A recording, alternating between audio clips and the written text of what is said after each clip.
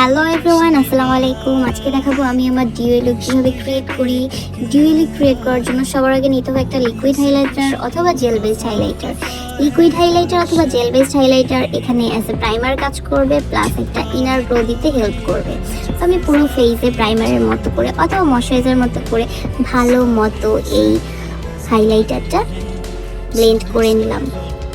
Highlighter blend করা হয়ে গেলে এরপর চলে যেতে হবে আমাদের নেক্সট ইম্পর্টেন্ট স্টেপে, সেটা হচ্ছে ফাউন্ডেশন।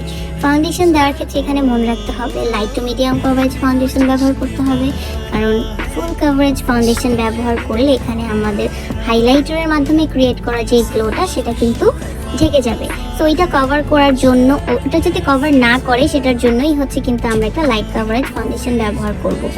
তো লাইট কভারেজ ফাউন্ডেশন ব্যবহার করতে গেলে অবশ্যই খেয়াল রাখতে হবে ফাউন্ডেশনটা যাতে আমাদের স্কিন শেডের হয়। আর অক্সিডাইজ করার ব্যাপারে অবশ্যই কিন্তু আপনারা খেয়াল রাখবেন যাতে ফাউন্ডেশন যদি অক্সিডাইজ করে তাহলে আপনার স্কিন টোন থেকে এক শেড ব্রাইট ফাউন্ডেশন চুজ করবেন। এবার আমরা চলে যাব কনসিলার। আমরা কোন জায়গায় হাইলাইট করে আমরা সবাই জানি, যেখানে হাইলাইট করি সেখানে আমরা কনসিলার দিয়ে নিব।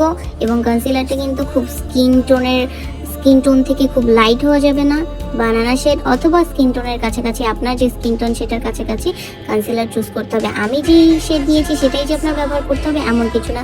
আপনার এখানে মেজরিটি হচ্ছে আপনার স্কিন টোনটা কী ধরনের সেটার উপর ডিপেন্ড করে আপনি কনসিলার চুজ করবেন।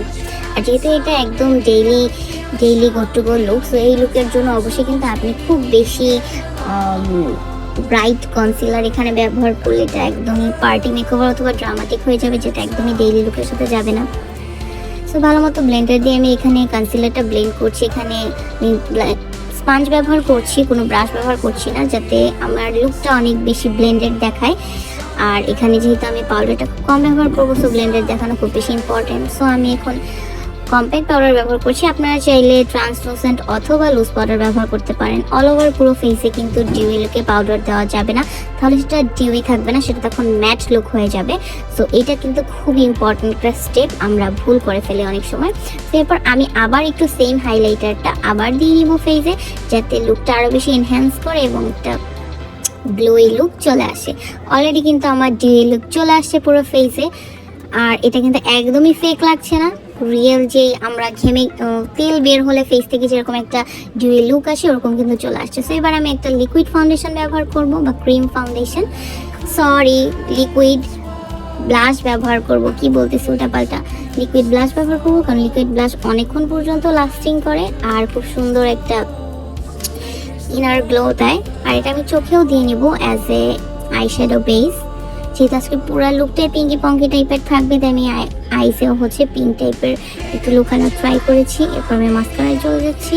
মাস্কারাটা কিন্তু অবশ্যই মাস্টার, এখানে আপনি ফলস ল্যাশেস না ব্যবহার করলেই ভালো। আর আমি একটু ইনার কর্নারটা হাইলাইট করে নিলাম এই ফাঁকে, কারণ তাহলে আমার চোখটা খুব বেশি হাইলাইটেড লাগবে। এখন আমি চলে যাব আরেকটা ব্লাশে, এটা নার্সের অর্গাজম ব্লাশ। এই ব্লাশটা ডেইলি লুকের জন্য অনেক বেস্ট, কারণ এটা ব্লাশ কাম হাইলাইটার দুটার কাজই কভার করে। এটা খুব সুন্দর একটা গ্লো দেয়, সফট অ্যান্ড শাটেল গ্লো দেয়, যেটা একদমই ফেক মনে হয় না। আর এটা ব্যবহার করলে আপনাকে এক্সট্রা করে কোনো হাইলাইটার একদমই ব্যবহার করতে হবে না। সো লুক কি সুন্দর একটা গ্লো দিচ্ছে আমার অল ওভার ফেসে, আর অলরেডি কিন্তু ডিউই লুক ক্রিয়েট হয়ে গেছে। তখন আমি আমার চোখটাকে একটু সুন্দর দেখানোর জন্য আইলাইনার ব্যবহার করে নিলাম। এরপর আমি একটা পিঙ্কি পঙ্কি টাইপের লিপস্টিক ব্যবহার করব, সেটা হচ্ছে কালার পপের। সো আজকে ফুল লুকটা একটু পিঙ্কি টাইপের থাকলো, দ্যাটস ওয়াই সব কিছু আমি পিঙ্ক রেখেছি। এখন হচ্ছে গেম চেঞ্জের সব থেকে ইম্পর্টেন্ট পার্ট, সেটা হচ্ছে মেকআপ ফিক্সার। একটা ডিউই মেকআপ ফিক্সার ব্যবহার করে নিন, বা সেট আপনার dewy look set for the whole day. খুব সুন্দর মেকআপটা লং লাস্টিং থাকবে এবং খুব সুন্দর একটা ডিউই লুক ক্রিয়েট হবে। সো আমার লুক কিন্তু ডান। আপনারা কিন্তু অবশ্যই জানাবেন এই লুকটা আপনাদের কেমন লাগলো। ভালো লেগে থাকলে অবশ্যই কমেন্ট করে জানাবেন, লাইক করবেন এবং শেয়ার করবেন। সো আজকের জন্য এতটুকুই। সবাই ভালো থাকবেন, সুস্থ থাকবেন। আল্লাহ হাফেজ।